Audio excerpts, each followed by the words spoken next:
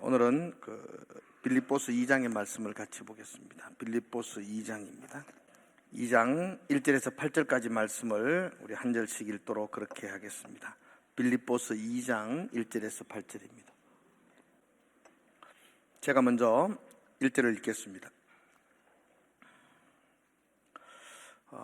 그러므로 그리스도 안에 무슨 권면이나 사랑의 무슨 위로나 성령의 무슨 교제나 긍휼이나 자비가 있거든 마음을 같이하여 같은 사랑을 가지고 뜻을 합하여 한 마음을 품어 아무 일에든지 다툼이나 허영으로 하지 말고 오직 겸손한 마음으로 각각 자기보다 남을 낮게 여기고 각각 자기의 일을 돌볼 뿐더러 또한 각각 다른 사람들의 일을 돌보아 나의 기쁨을 충만하게 하라. 너희 안에 이 마음을 품으라. 곧 그리스도 예수의 마음이니 그는 근본 하나님의 본체시나 하나님과 동등됨을 취할 것으로 여기지 아니하시고 오히려 자기를 비어 종의 형체를 가지사 사람들과 같이 되셨고 사람의 모양으로 나타나사 자기를 낮추시고 죽기까지 복종하셨으니 곧 십자가에 죽으심이라. 아멘.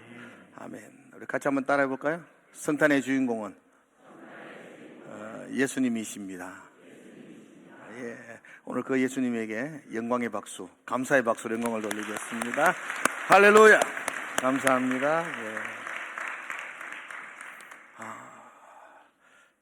성탄절이 되면 특별히 목사에게는 큰 부담이 있습니다.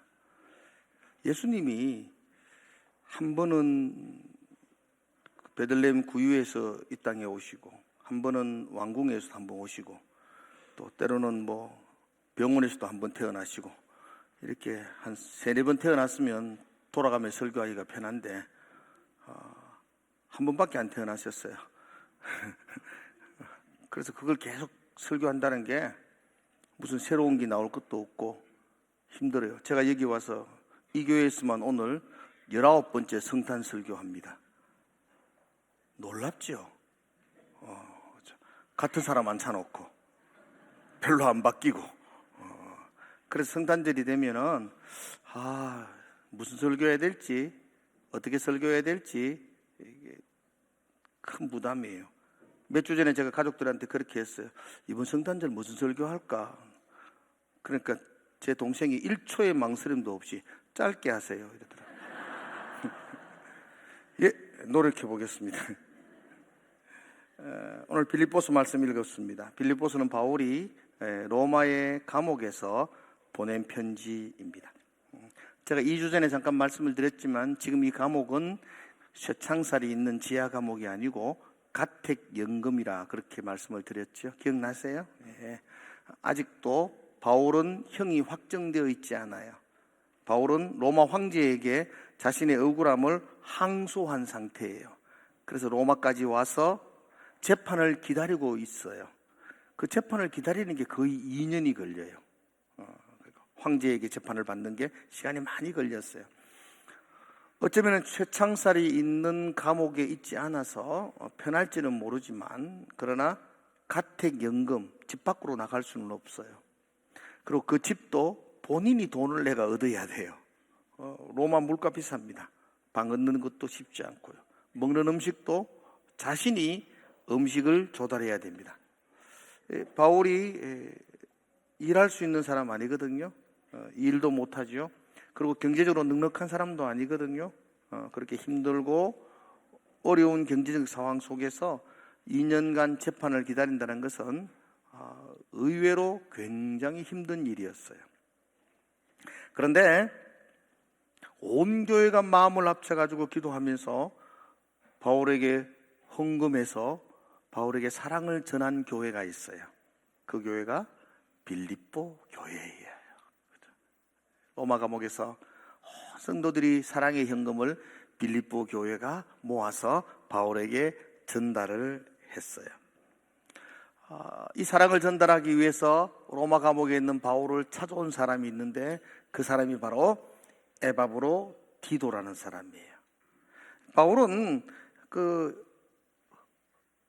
교인들의 헌금을 받아서 필요한 것들을 쓰는 것도 참 좋지만 더 좋은 것은, 더 반가운 것은 에바브로 디도를 통해서 빌립보 교회의 소식을 듣는 거예요. 그죠? 여러분, 빌립보 교회는 바울이 눈물과 기도로 세웠던 교회예요.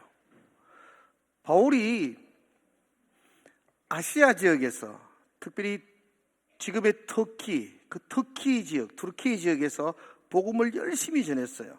그리고 그 복음은 굉장히 효과가 있었어요. 부흥하고 있었어요. 그런데 성령께서 바울의 길을 막았어요. 바울의 길을 막고 그 아시아에서 계속 복음을 전하는 것을 방향을 틀어서 유럽 쪽으로, 마게도냐 지방으로 바울을 보냈어요. 그리고 그 성령의 인도함을 따라서 도착했던 마게도냐 지방의 첫 번째 성이 빌립보 도시였어요. 알다시피 거기서 바울은 자주장사 루디아들 만나서 이렇게 교회를 세웠어요. 그리고 빌립보, 그러면 여러분 기억나는 거 있습니까? 귀신들의 여종이 바울을 계속 괴롭혔어요. 바울이 귀신을 쫓아내 주었어요. 주인은 귀신 들린 여인을 통해서 돈을 벌었었는데 이득이 끊겼어요. 그래서 바울을 고발해요. 바울이 감옥에 갇혔어요. 그 밤에 심하게 굉장히 많은 매를 맞았어요. 그러나 바울과 바울 일행들은 깊은 밤 그 감옥 안에서 찬송하며 기도하기 시작하죠. 하나님의 영이 임하시고 옥문이 열리고 채였던 착고가 풀리기 시작하고, 그럼에도 불구하고 감옥을 떠나지 않았고, 그로 말미암아 간수들이 놀라서 도가오고, 간수들이 그렇게 말하죠. 우리가 어떻게 해야 구원을 얻으리이까? 바울이 뭐라 그랬죠? 주 예수를 믿으라. 그리하면 너와 내 집이 구원을 얻으리라. 예, 그렇게 해서 세워진 교회가 빌립보 교회예요. 그러니까 바울이 빌립보 교회가 어떻게 되었을까? 빌립보 교회가 괜찮을까? 그죠? 빌립보 교회가 잘 성장하고 있을까? 바울에 얼마나 큰 관심이 있었겠어요. 그날 밤 에바브로 디도와 바울은 교회에 대한 이야기, 소식을 밤새워 이야기했을 거예요. 그러던 가운데 바울의 마음을 참 아프게 하는 소식이 들렸어요. 디도를 통해서 들은 소식은 지금 그 빌립보 교회가 다툼이 있다는 것이었어요. 빌립보 4장 2절에 보면 유아디아와 순두개가 서로 다투고 있었어요. 유아디아와 순두개는 빌립보 교회를 지탱하고 움직이는 귀한 일꾼들이었습니다. 바울은 이 유아디아와 순두개를 가리켜서 이렇게 표현해요. 나와 멍에를 같이 하느니 나의 동력자, 신실한 나의 여종, 이렇게 바울이 표현을 했었어요.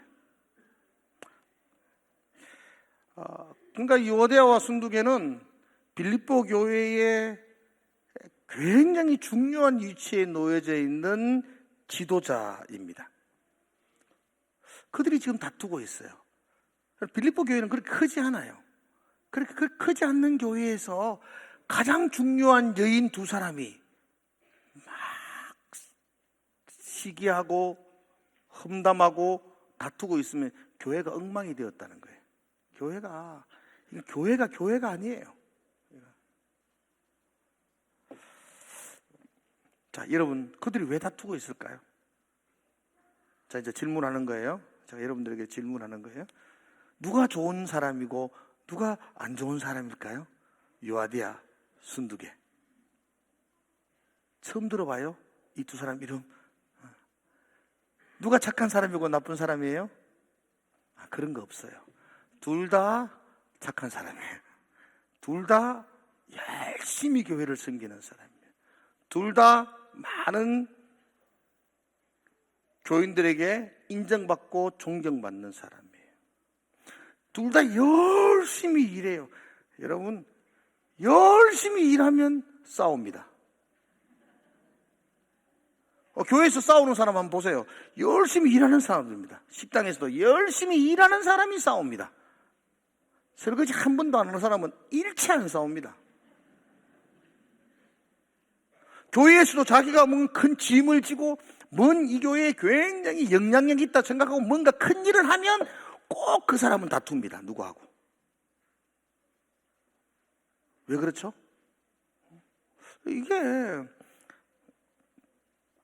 어쩔 수 없는 거예요. 그래서 바울이 그 두 사람을 향하여 강력하게 권면할 때에 오늘 2절에 보면 이렇게 말합니다. 마음을 같이하여 같은 사랑을 가지고 뜻을 합하여 한 마음을 품으라. 한 마음을 품으라. 그들이 한 마음이 아니었거든요. 그래서 다툼이 일어났거든요. 열심히 일하고 헌신하는 건 인정해요. 근데 한 마음이 아니니까 다투기 시작해요. 그래서 바울은 그들을 향하여 마음을 같이하고 같은 사랑으로 한 마음을 품으라 그렇게 말해요.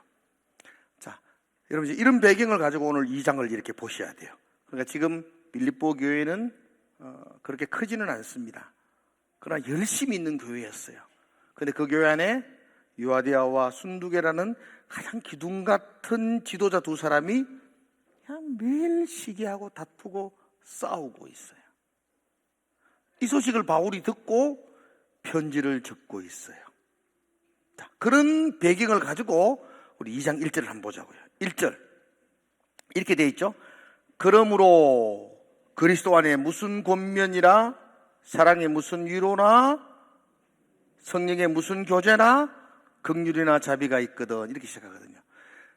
제가 이 본문에서 가장 중요하게 동그라미 쳐야 될 부분이 뭘 것 같아요? 무슨 단어? 지난 제가 이야기했는데 무슨 단어? 그러므로 이런 단어 나오면 빨간 줄 치셔야 돼요.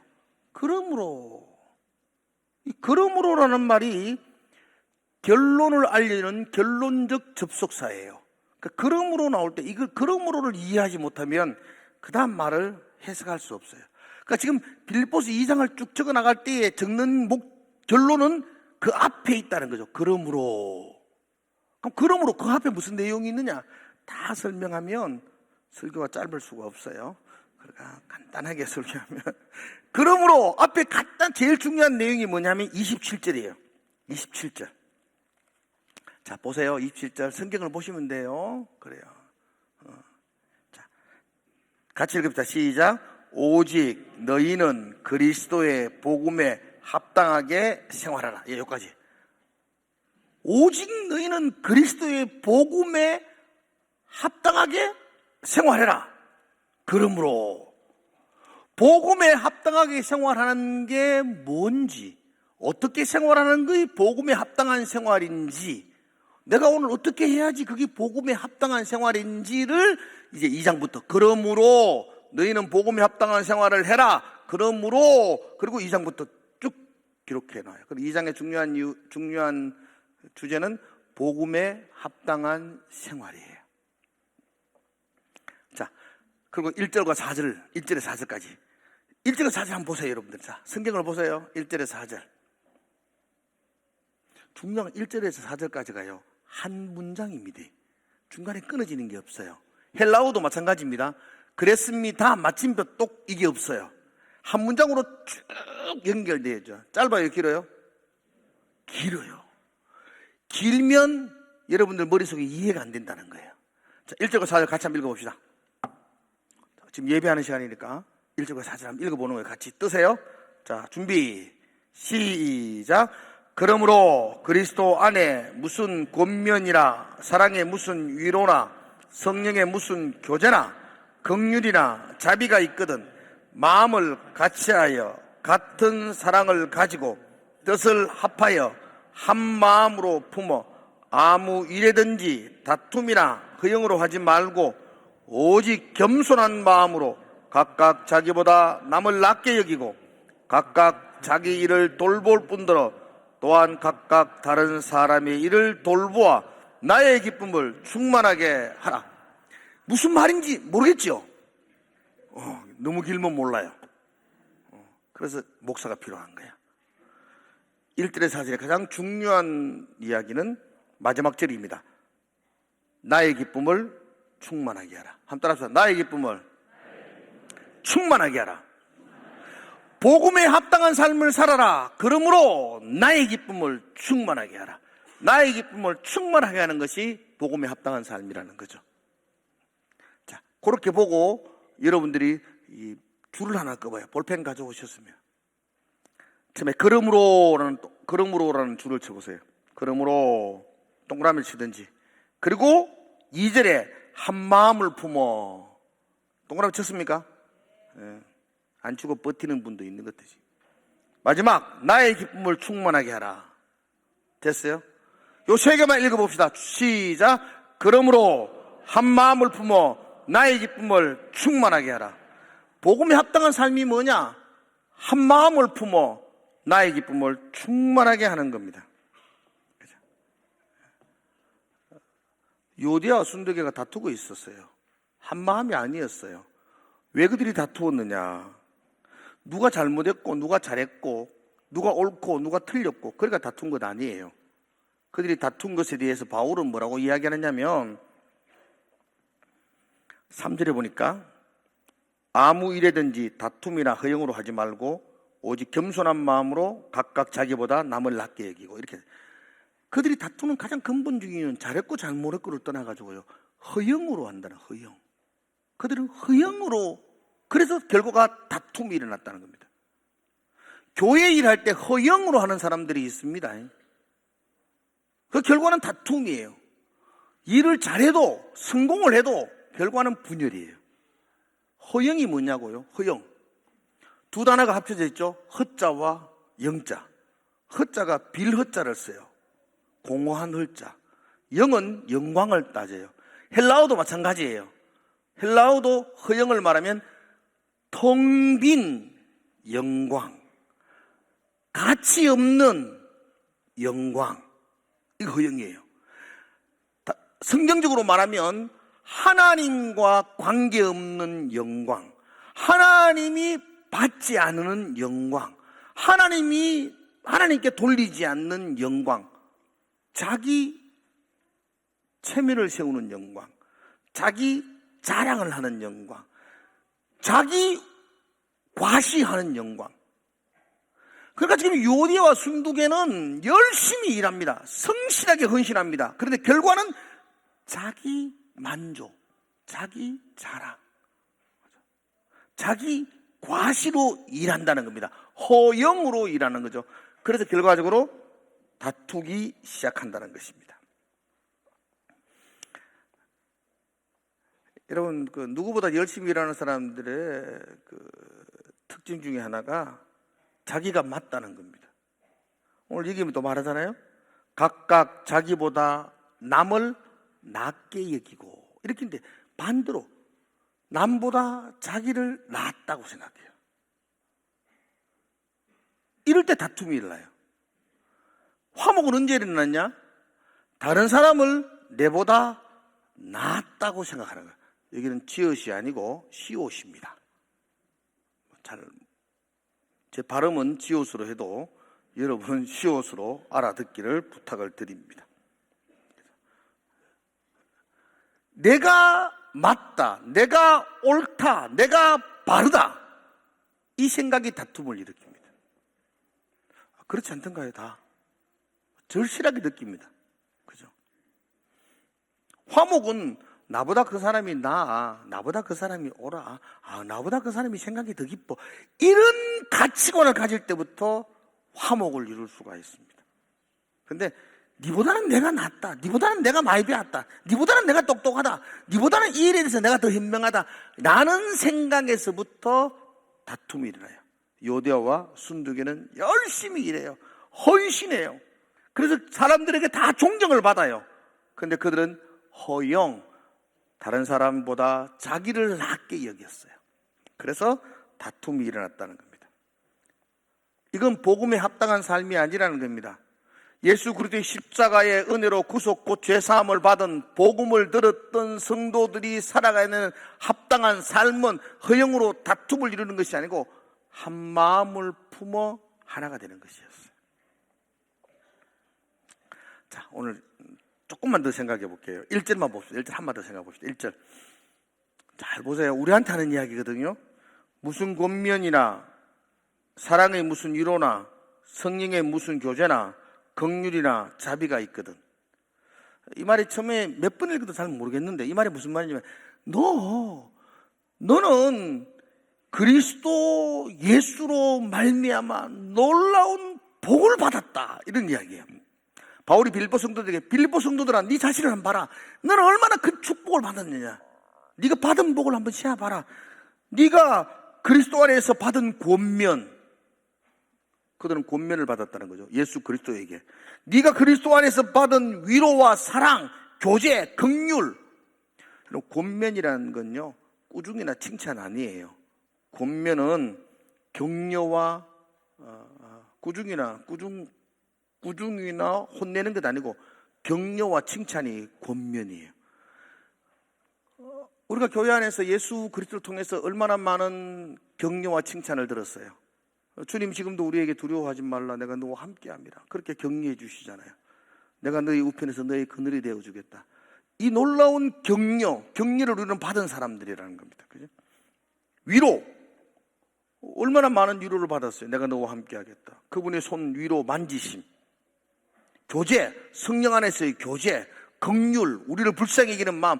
예, 우리는 그리스도 안에서 이런 놀라운 복을 받았다. 너 그 복을 받은 걸 생각해봐라. 복을 받으셨나요? 못 받으셨나요? 하나님 놀라운 복과 은혜를 받았습니다. 하늘을 두루마리 삼아도 바다를 먹물 삼아도 다 기록할 수 없는 하나님의 복을 받은 사람들이 우리입니다. 그런 복을 받았기에 너희는 이제 어떻게 살아야 되는지를 생각해봐라. 우리는 그런 복을 받았다. 그래서 너희는 2절에 보면 마음을 같이하여 같은 사랑을 가지고 뜻을 합하여 한 마음을 품으라, 그렇게 말합니다. 결과적으로 이렇게 할 때에 이것이 나의 기쁨을 충만케 하는 복음에 합당한 삶이라, 그렇게 말합니다. 됐죠? 이제 끝낼까요? 정리합시다. 정리. 잘 들어. 정리가 중요해. 정리. 우리는 십자가의 복음으로 인하여 하나님의 자녀가 되었습니다. 그런 우리는 십자가의 복음을 모르는 사람들과는 다르게 살아야 합니다. 복음에 합당한 삶을 살아야 합니다. 그래서 우리는 교회 안에서 허영으로 다툼을 일으키는 사람이 아니라 한 마음으로 뜻을 합하여 나의 기쁨을 충만케 하는 사람이 되어야 한다. 아멘이세요? 예, 여기 이제 여기까지예요. 여기까지. 서론이 끝났습니다. 이제부터 본론이 들어가야 됩니다. 여기서 나의 기쁨이 충만하게 하라 할 때 나의 기쁨은 누구의 기쁨이죠? 나의 기쁨이 누구죠? 여기 나의 기쁨은 1차적으로 바울이죠. 바울이 적었으니까. 근데 바울의 기쁨으로 국한되는 게 아니에요. 바울의 기쁨은 곧 하나님의 기쁨이고요. 그 성도들이 복음을 붙들고 한 마음으로 하나가 되면 바울이 기쁘고, 나아가서 또 누가 기뻐요? 하나님이 기쁘고, 더 나아가서 또 온 교회가 기쁨이 충만하게 되는 거예요. 그러면 한 마음이 되면 온 교회가 기쁨이 충만하게 됩니다. 자, 이제 질문. 답을 한번 해보세요. 그럼 어떻게 한 마음이 될 수 있나요? 요디아가 순두개가 지금 다투고 있어요. 어떻게 하면 한 마음이 될 수 있나요? 요디아가 좀 참으면 되겠죠. 그죠? 순두개가 양보하면 되죠. 막 다툴 때, 아, 맞다, 그래, 네 똥 굵다, 이러고, 그러면 되겠죠. 아니, 그러면요, 나중에 폭발해요. 계속 참아야 돼요. 고집 부리는 놈은 계속 부려요. 한 번 참고, 두 번 참고, 자꾸만 참아야 돼요. 이러면은, 이건 온전한 기쁨이 아니에요.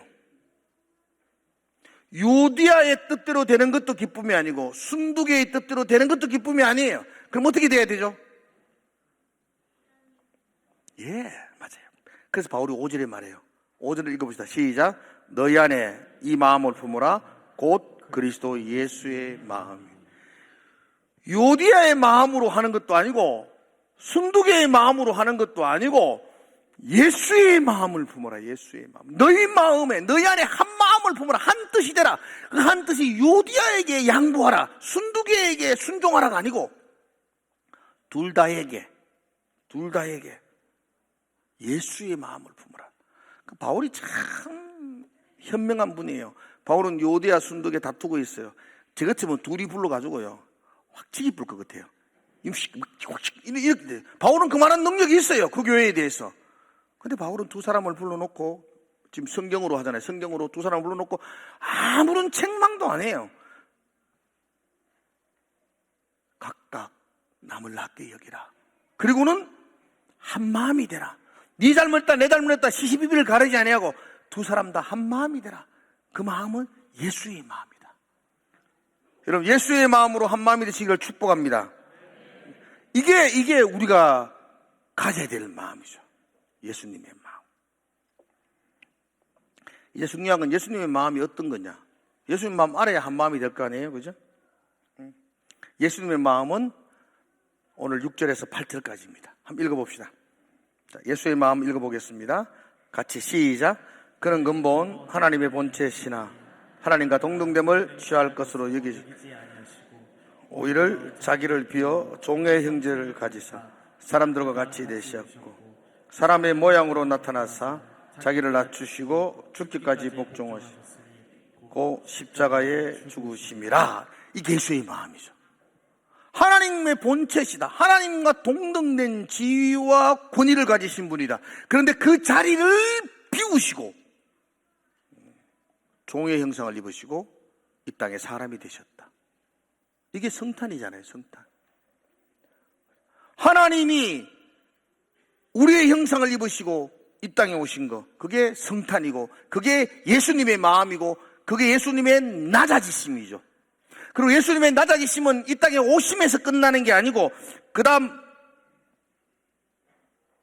8절에 보니까 죽기까지 복종하셨으니 곧 십자가에 죽으십니다. 그건 십자가까지 가셨다는 거죠. 그것이 예수님의 철저한 낮아지심, 철저한 겸손이십니다. 자, 오늘 설교 제목을 예수님의 겸손이라고 그랬어요. 성탄절날 우리가 예수님 어떻게 오셨는지를 너무 많이 들었잖아요. 어떻게 오셨으면 뭐예요? 우리한테 변화가 있어야 되지. 이 성탄절날 우리가 예수님의 겸손을 배우고 예수님의 겸손을 보여주는 삶을 살았으면 그렇게 바뀌면 좋지 않을까.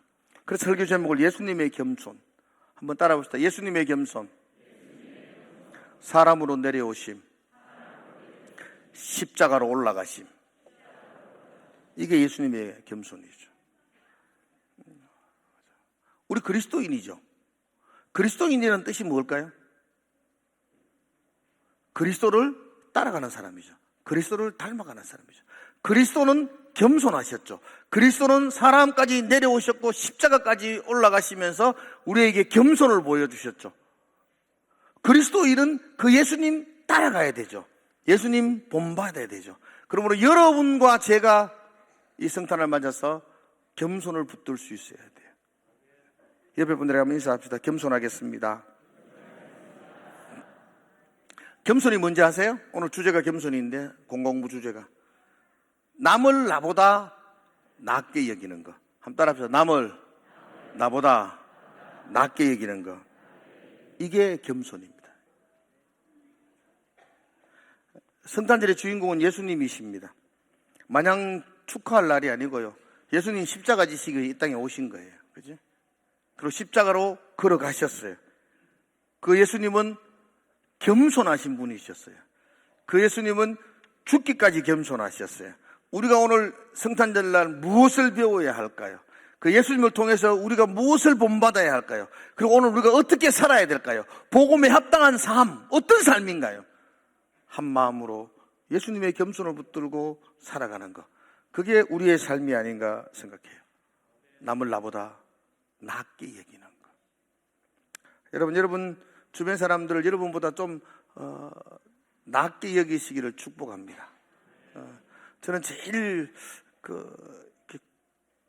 뭐라 그럴까요? 제일 멋있는 사람 중 어떤 분들, 아내가 남편을 소개하면서 우리 교인 공동체에서 제자훈련 할 때도요, 우리 남편이 너무 멋있다는 거예요.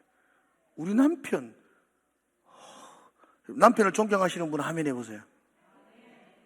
이거 좀 들리고, 이거 완전 죽었다, 얘는.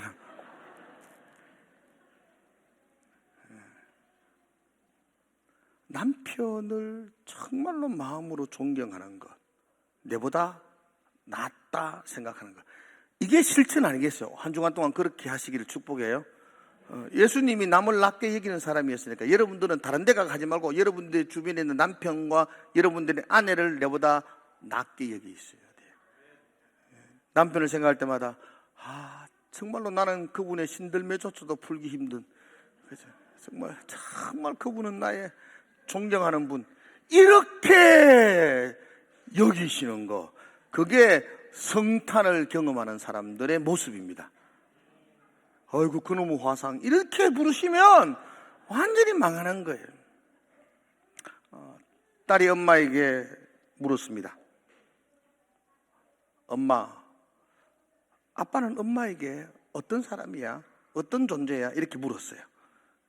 그래서 엄마가 대답했어요. 하늘이 보내신 분이지. 아빠는 엄마에게 천사야? 아니, 천벌이야.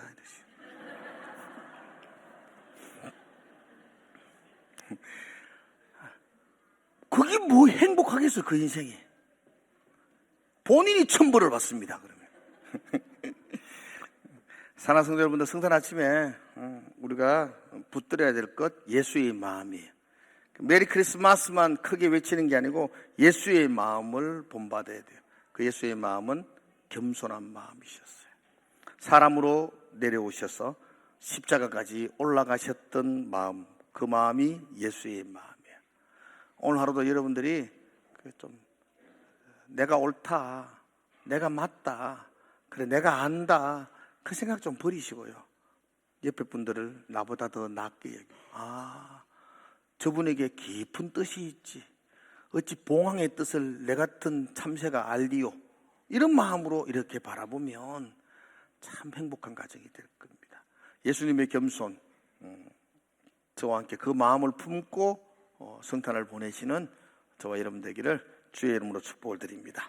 기도하겠습니다. 하나님 아버지, 이 성탄절 우리가 우리끼리 흥청망청 기뻐 즐거워하는 시간이 아니라 예수님의 마음을 좀 생각하는 시간 되게 하시고, 그 예수님의 마음을 본받는 시간 되게 하시고, 그 예수님의 마음을 살아내는 그런 시간 되게 하여 주시옵소서. 감사함 예수님 이름으로 기도드려옵나이다. 아멘.